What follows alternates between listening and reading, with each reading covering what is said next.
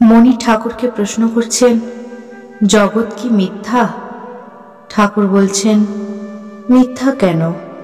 ওসব বিচারের কথা। প্রথমটা নেতি নেতি বিচার করবার সময় তিনি জীব নন, জগৎ নন, চতুর্বিংশতি তত্ত্ব নন হয়ে যায়, এসব স্বপ্নবৎ হয়ে যায়। তারপর অনুলোম বিলোম, তখন তিনিই জীবজগৎ হয়েছেন বোধ হয়।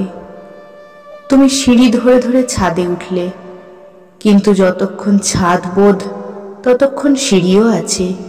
যার উঁচু বোধ আছে তার নিচু বোধও আছে। আবার ছাদে উঠে দেখলে যে জিনিসের ছাদ তৈরি হয়েছে, ইট চুন সুরকি, সেই জিনিসেই সিঁড়ি তৈরি হয়েছে। আর যেমন বেলের কথা বলেছি, যার অটল আছে তার টলও আছে। আমি যাবার নয়, আমি ঘট, যতক্ষণ রয়েছে ততক্ষণ জীবজগৎও রয়েছে। তাঁকে লাভ করলে দেখা যায় তিনিই জীবজগৎ হয়েছেন, শুধু বিচারে হয় না।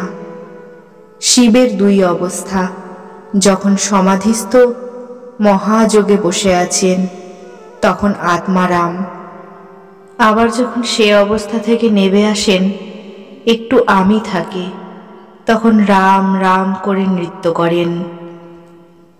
জগৎ মিথ্যা কেন হবে? ওসব বিচারের কথা। তাঁকে দর্শন হলে তখন বোঝা যায় যে তিনিই জীবজগৎ হয়েছেন। আমার মা কালীঘরে দেখিয়ে দিলেন যে মাই সব হয়েছেন। দেখিয়ে দিলেন সব চিন্ময়, প্রতিমা চিন্ময়, বেদী চিন্ময়, কোষাকুষি চিন্ময়, চৌকাঠ চিন্ময়, মার্বেলের পাথর সব চিন্ময়। ঘরের ভিতর দেখি সব যেন রসে রয়েছে, সচ্চিদানন্দ রসে। কালীঘরের সম্মুখে একজন দুষ্ট লোককে দেখলাম, কিন্তু তারও ভিতরে তাঁর শক্তি জ্বলজ্বল করছে দেখলাম। তাই তো বিড়ালকে ভোগের লুচি খাইয়েছিলাম। দেখলাম মাই সব হয়েছেন, বিড়াল পর্যন্ত। তখন খাজাঞ্চি সেজবাবুকে চিঠি লিখলে যে ভট্টাচার্য মহাশয় ভোগের লুচি বিড়ালদের খাওয়াচ্ছেন। সেজবাবু আমার অবস্থা বুঝত।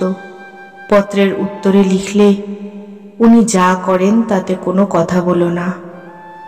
তাঁকে লাভ করলে এইগুলি ঠিক দেখা যায়। তিনি জীব জগৎ চতুর্বিংশতি তত্ত্ব হয়েছেন।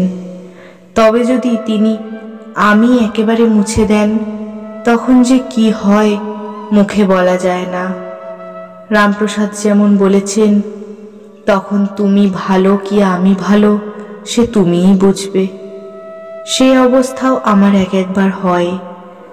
বিচার করে একরকম দেখা যায়, আর তিনি যখন দেখিয়ে দেন তখন আর এক রকম দেখা যায়।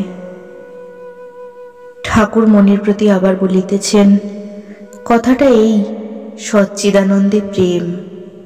কিরূপ প্রেম? ঈশ্বরকে কিরূপ ভালোবাসতে হবে?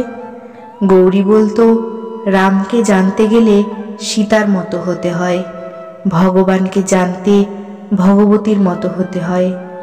ভগবতী যেমন শিবের জন্য কঠোর তপস্যা করেছিলেন, সেইরূপ তপস্যা করতে হয়। পুরুষকে জানতে গেলে প্রকৃতি ভাব আশ্রয় করতে হয়, সখী ভাব, দাসী ভাব, মাতৃভাব। আমি সীতামূর্তি দর্শন করেছিলাম, দেখলাম সব মনটা রামেতেই রয়েছে।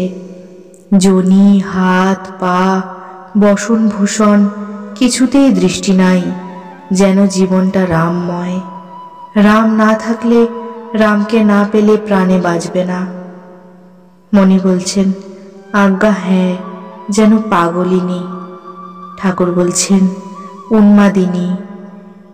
ঈশ্বরকে লাভ করতে গেলে পাগল হতে হয়। কামিনী কাঞ্চনে মন থাকলে হয় না।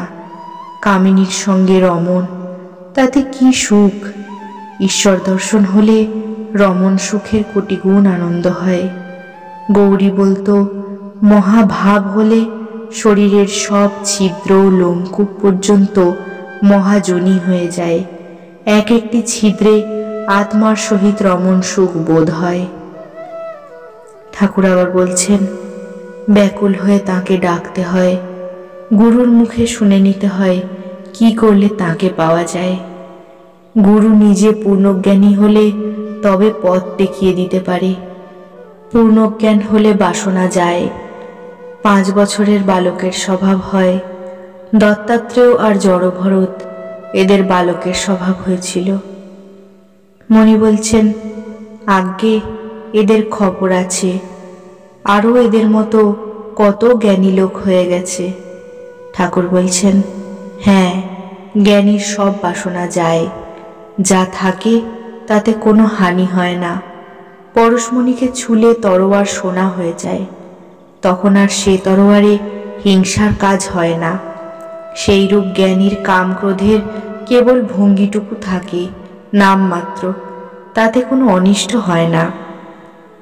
মণি বলছেন, আপনি যেমন বলেন জ্ঞানী 3 গুণের অতীত হয়, সত্ত্ব রজ তম কোনো গুণেরই বশ নন, এরা 3 জনেই ডাকাত। ঠাকুর বলছেন, ওইগুলি ধারণা করা চাই। মণি বলছেন, পূর্ণজ্ঞানী পৃথিবীতে বোধহয় 3-4 জনের বেশি হয় নাই।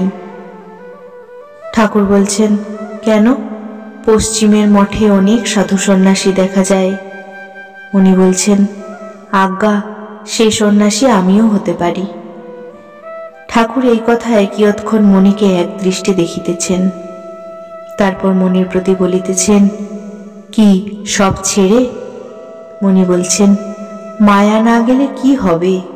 মায়াকে যদি জয় করতে না পারে শুধু সন্ন্যাসী হয়ে কি হবে?